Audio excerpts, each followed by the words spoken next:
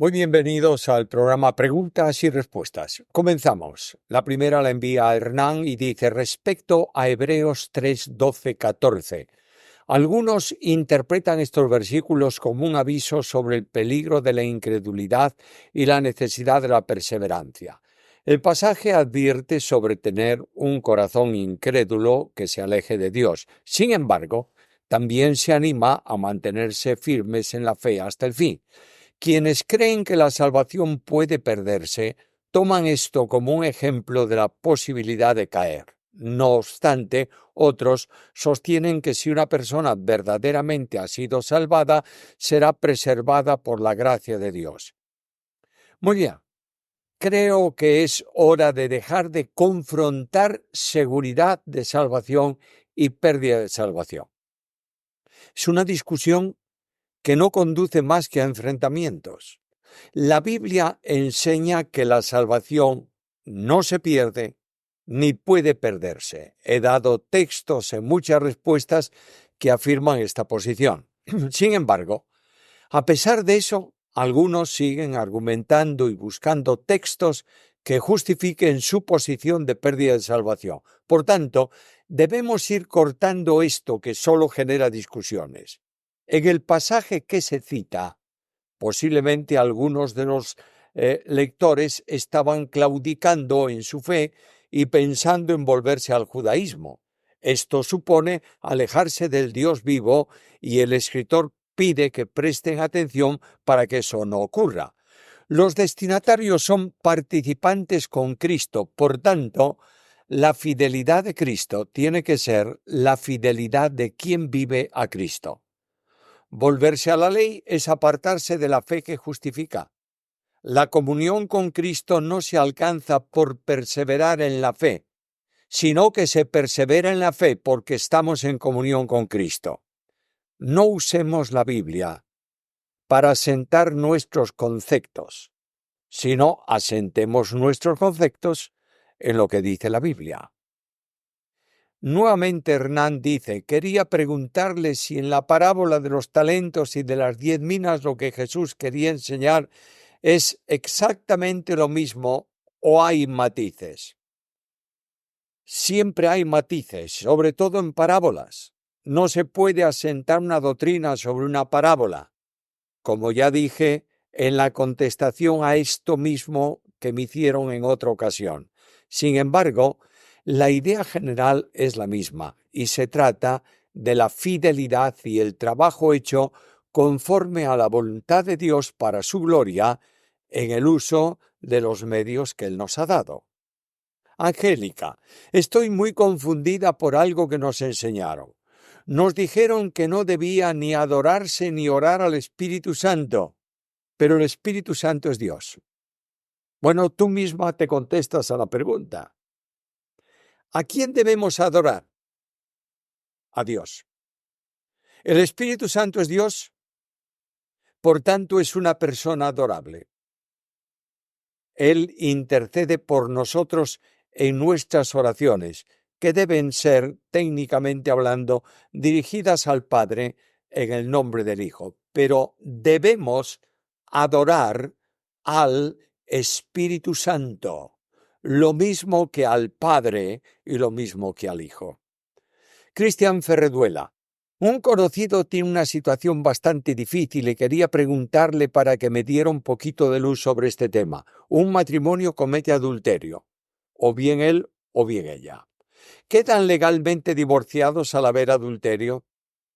El que ha cometido tal acción, ¿de qué forma queda libre?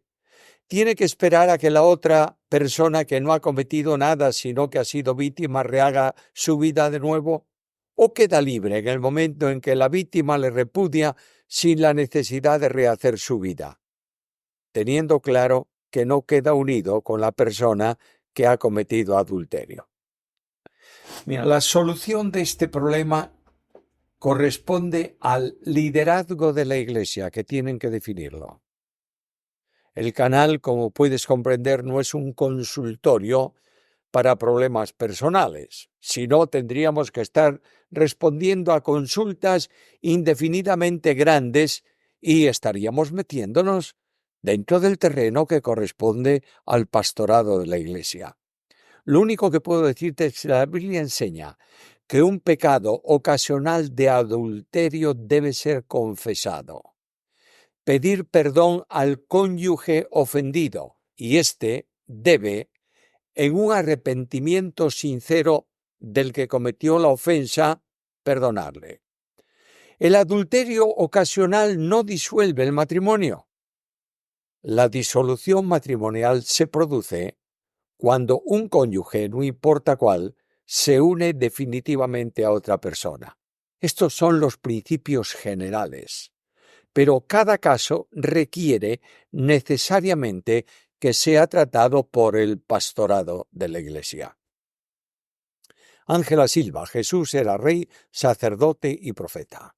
Adán también era rey, sacerdote y profeta. Lo digo porque un maestro que dice esto es correcto y bíblico. Bueno, Adán era rey en el sentido de la encomienda de gobernar la tierra por mandato divino. Profeta, no encuentro ninguna base bíblica para afirmarlo. Sacerdote, ¿en qué orden o en qué dispensación? Si no tenemos una base bíblica, no afirmemos lo que nos parece. De nuevo, Ángela Silva: ¿qué teólogo entre José Arminio y Juan Calvino tenía una teología más bíblica sobre el tema de soteriología? Mira, distinción equivale a confrontación. Permíteme usar un párrafo de Spurgeon.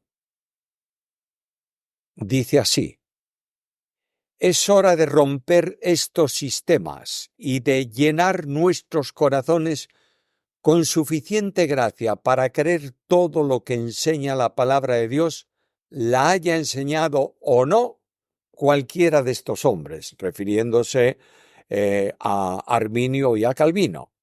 Puede parecernos como si una verdad de Dios se opone a otra, pero estamos plenamente convencidos de que eso no puede ser y que se trata de un error de nuestro juicio. Estamos seguros de que las dos ideas concuerdan, si bien todavía no sabemos dónde, pero esperamos saberlo en el porvenir.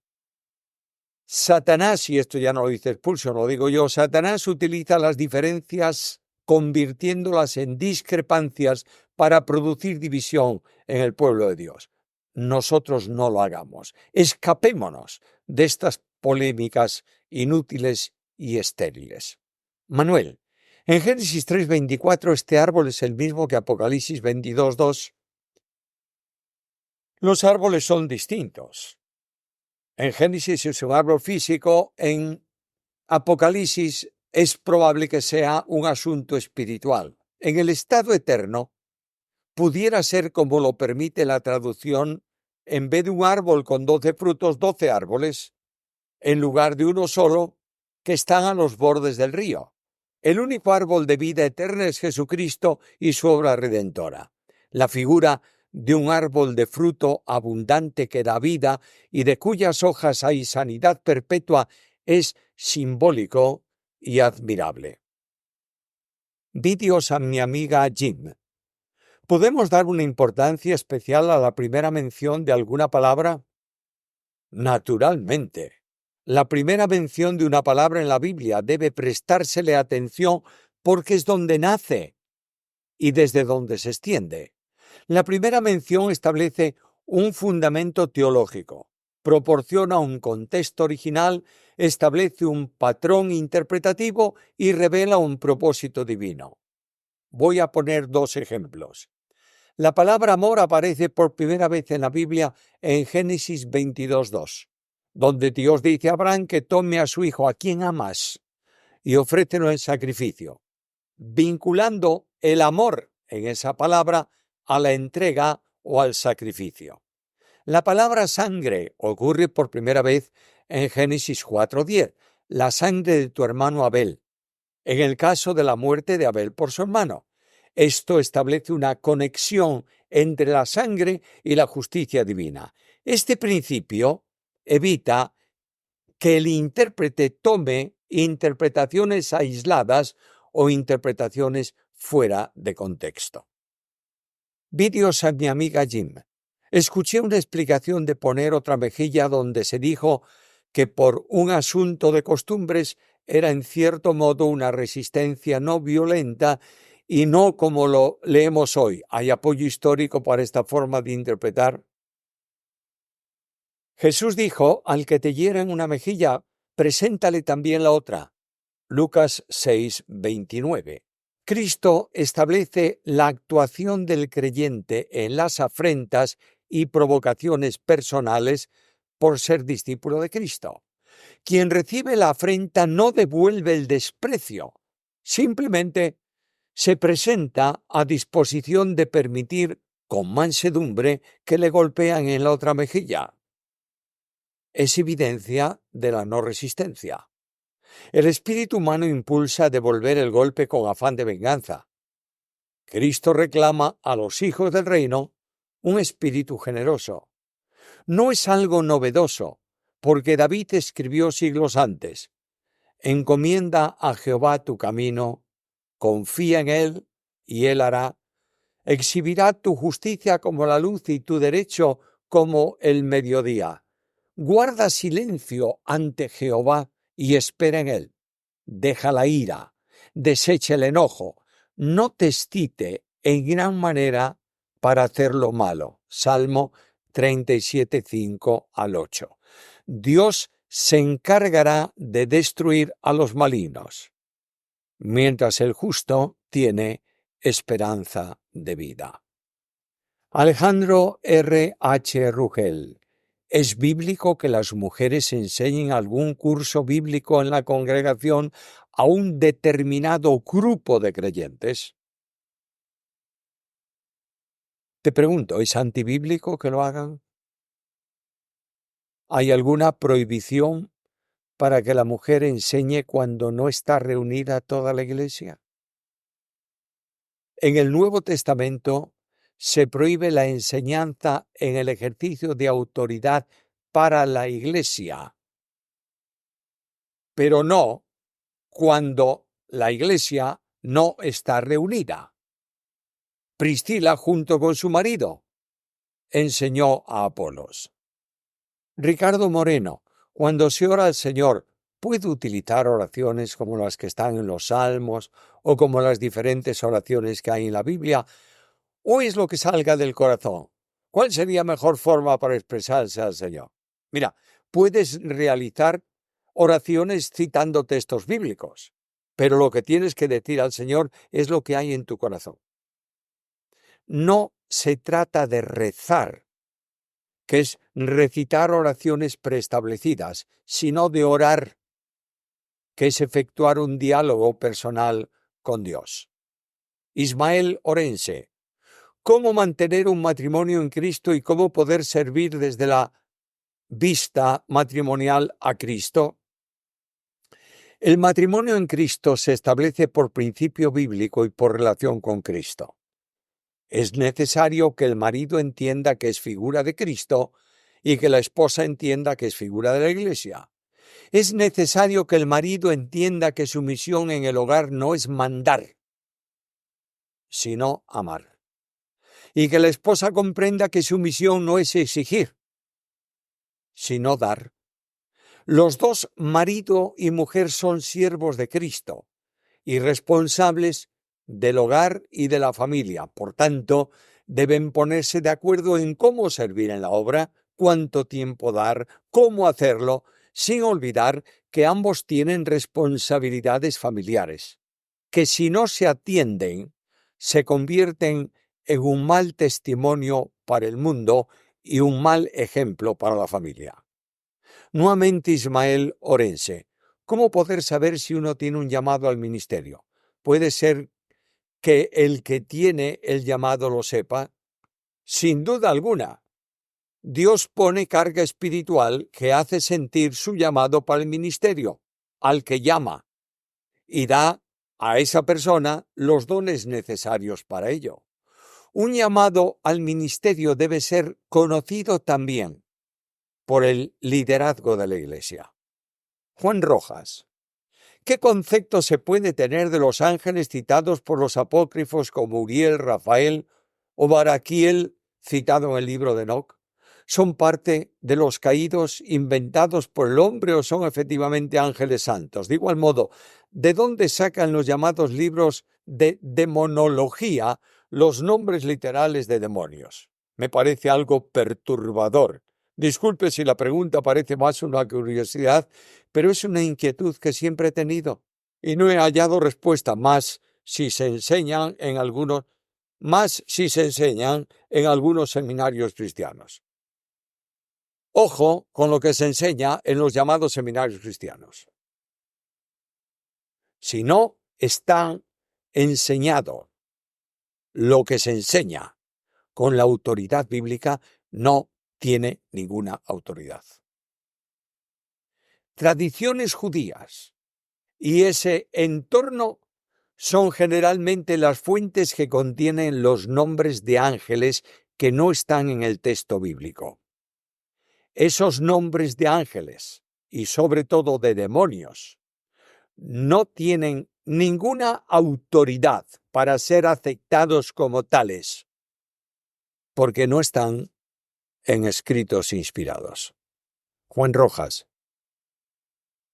Hay hermanos en la fe que consideran que el cristiano tiene dos naturalezas, la caída, basándose en Efesios 4:22 de la Nueva Traducción Viviente, y la nueva, mientras que hay otros que creen que solo tenemos una naturaleza, la nueva, ya que la caída fue crucificada al nacer de nuevo, basándose en Romanos 6:6 de la Nueva Biblia Vida. Y lo que tenemos ahora es la carne, basándose en Romanos 8 de Reina Valera. ¿Cuál es la posición más concordante con la Escritura? ¿Tenemos dos naturalezas o solo una, la nueva y la carne? El creyente tiene la naturaleza humana, que conlleva la pecaminosidad de la carne y que será quitada en la glorificación. Lo que el cristiano recibe es un nuevo nacimiento que le dota de una nueva vida. Pero la carne está presente en él y el conflicto entre el espíritu y la carne es manifiesto y es evidente. Juan Méndez, Hechos 1:26, entonces lo dejaron a la suerte y la suerte cayó en Matías. Desde ese momento fue apóstol junto con los otros. La pregunta es, ¿cómo era el proceso de echar suertes? Pues mira, generalmente, como se hacía para las piedras de Urín y Tumín, que usaba el sumo sacerdote. Primero pedían en oración que Dios manifestase lo que era su deseo o su voluntad, y en la forma en que salía bien el resultado de las piedras o de otra forma, se tomaba como la suerte que Dios había confirmado sobre la persona en que caía. Juan Méndez. Cuando Pablo dice oraré en el Espíritu y con el entendimiento, ¿qué significa eso? ¿Podría poner un ejemplo? Bueno, orar en el Espíritu es hacerlo en plena comunión y dependencia con Él. No se trata de una oración hecha con una serie de sonidos que parecen palabras pero que nadie entiende, ni siquiera el que está orando. Como ejemplo de orar en el Espíritu, busca las oraciones que están en Hechos y en las epístolas y verás que todas son comprensibles, todas se hacen conforme a la necesidad del que ora o de los que oran, y todas están conducidas como petición en la presencia de Dios de forma inteligible absolutamente. José Villanueva, ¿cuál fue el origen de la Septuaginta y por qué la traducción al griego? Esencialmente se trata de una cuestión lingüística y cultural, ya que muchos judíos que vivían fuera de Israel hablaban la lengua común que era el griego y apenas conocían el hebreo. La Septuaginta tuvo un impacto enorme en el mundo antiguo, especialmente en la comunidad cristiana primitiva.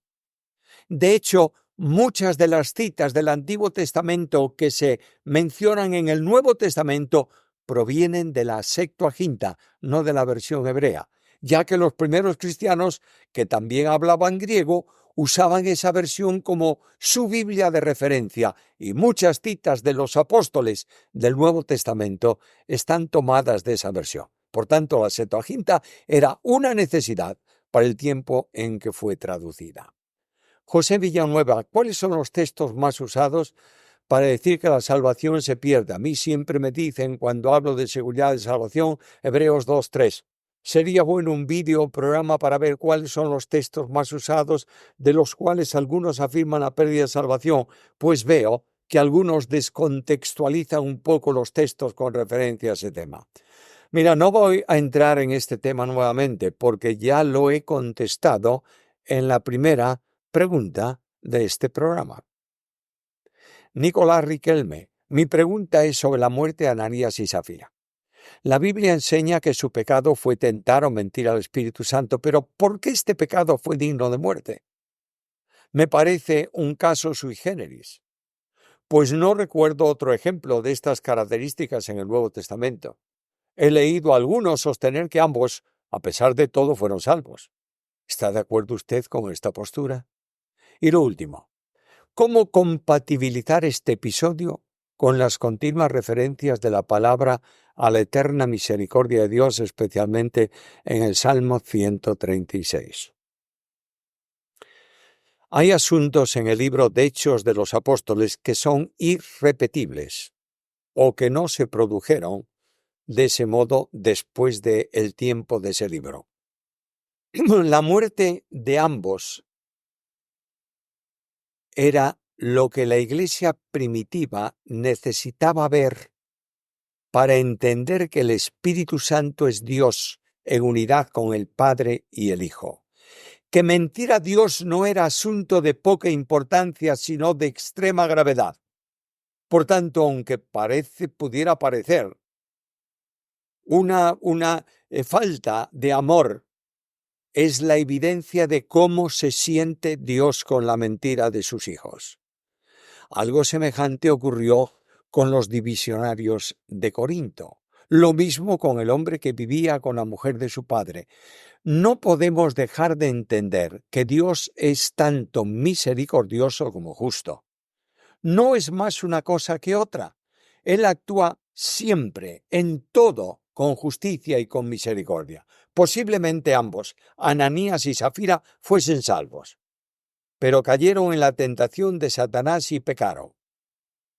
Y la disciplina para ese pecado era la que se les aplicó, la muerte física.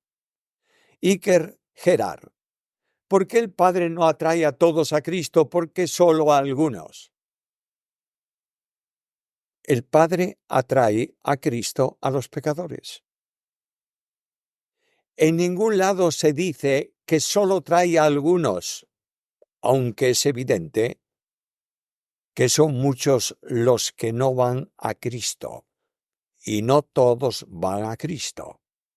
Las preguntas sobre el porqué de las razones de Dios no tienen respuesta a veces en la Biblia, porque Dios desea que permanezcan así. Nuestros deseos, razones y pensamientos no son los suyos.